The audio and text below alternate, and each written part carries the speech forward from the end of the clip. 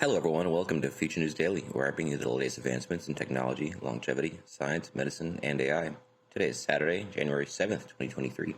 Don't forget to like, subscribe, and hit the notification bells. And with that being said, let's get started.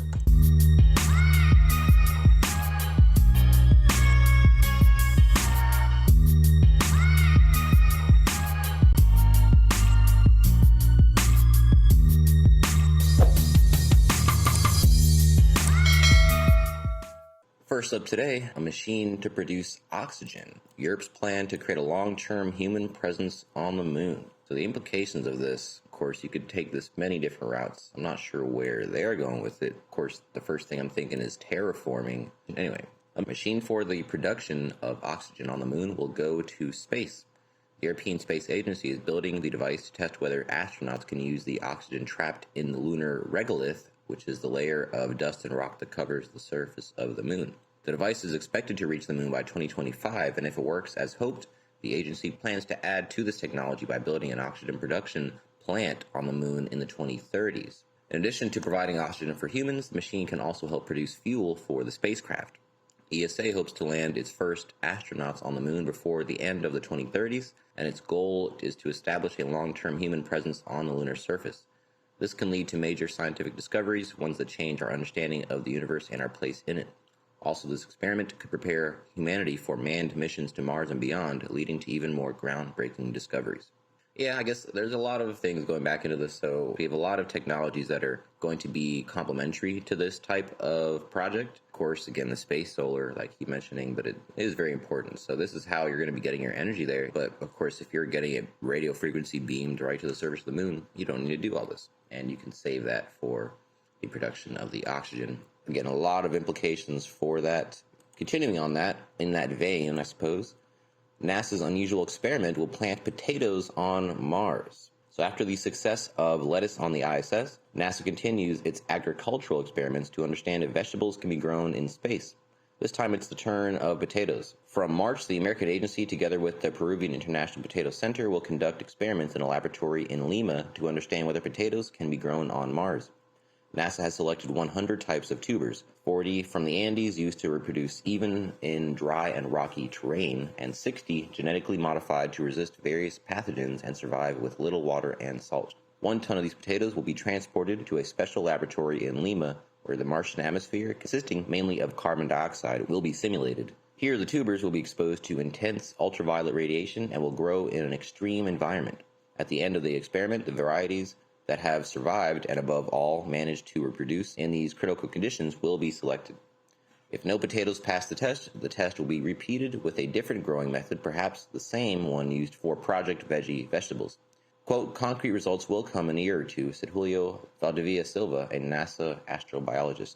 So a lot of time, energy, money going into the progression of the space race, of course, trying to establish a presence on the moon and then on Mars. Of course, this technology could be used on the moon at the same time as Mars. Yeah, clicking back to this oxygen article really quick, I'm just wondering, I guess, how far they're willing to go with this, how much oxygen is being produced, what are the costs. Of course, they aren't really going into many of the details here, so it's obviously very, very early. I'm sure we'll get answers to a lot of them in the not too distant future. Of course, this isn't launching till 2025, so we do have a couple years to get these answers. Anyway, the last space-related article for today. This space-age device pulls hydrogen fuel right out of the air. So I guess not directly space, but space-related.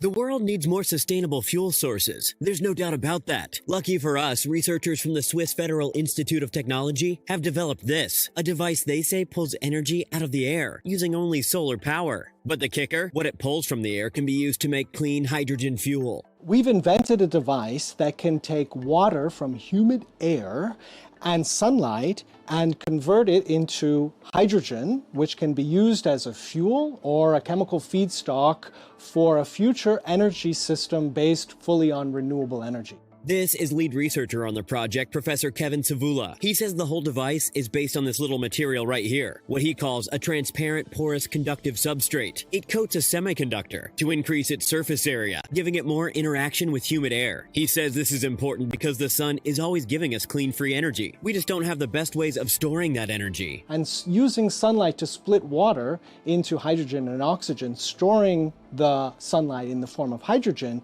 is a leading method to do this. And that's important because while hydrogen fuel leaves only water behind, producing hydrogen fuel is energy intensive and often requires the use of fossil fuels. But this method could change all of that, meaning someday in the future, exhaust coming from our vehicles might simply be fresh water.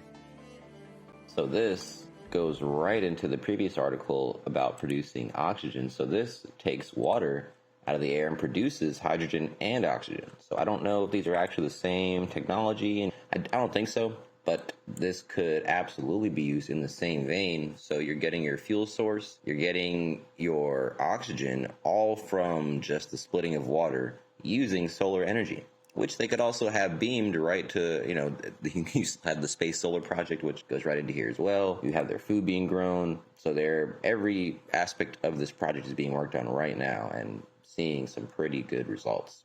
The end of the decade, these projects, these moon bases and Mars bases in the future are going to happen quicker than most of us think, I believe. Anyway, last up for you guys today. This AI robot arm can do everything from making coffee to 3D printing. So this one looks a little bit different from the standard model, similar in a lot of ways, but let's see what's going on.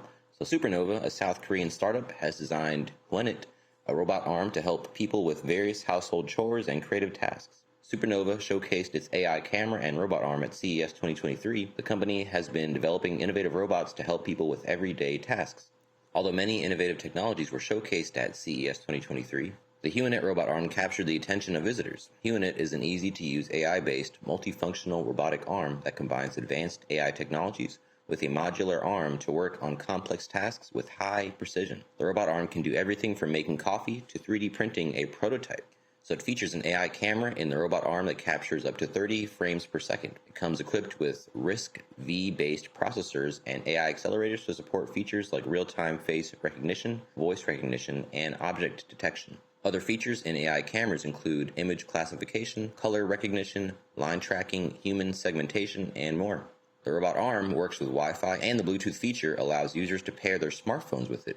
It features an intuitive 2.4-inch touchscreen display and a microphone with voice recognition.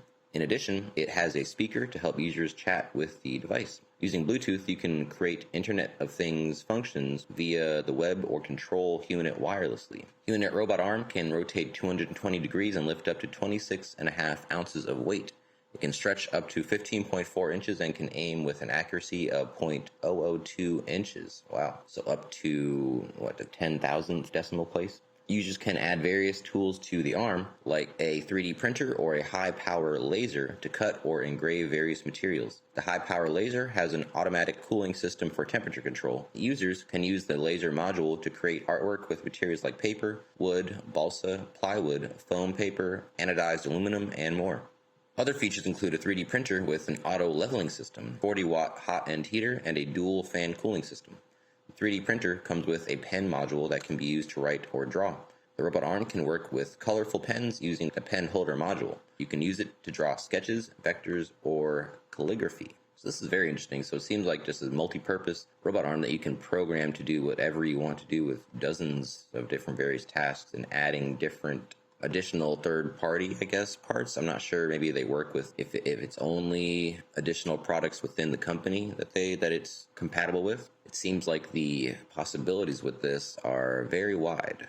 Works with Wi-Fi and Bluetooth, voice recognition. So you could set it up to be your assistant, like a little employee. If you have your own business and this thing's helping you make or engrave whatever products you're selling, 3D printing. So yeah, this could be a very useful little tool. Possibilities seem to be not endless, but very wide.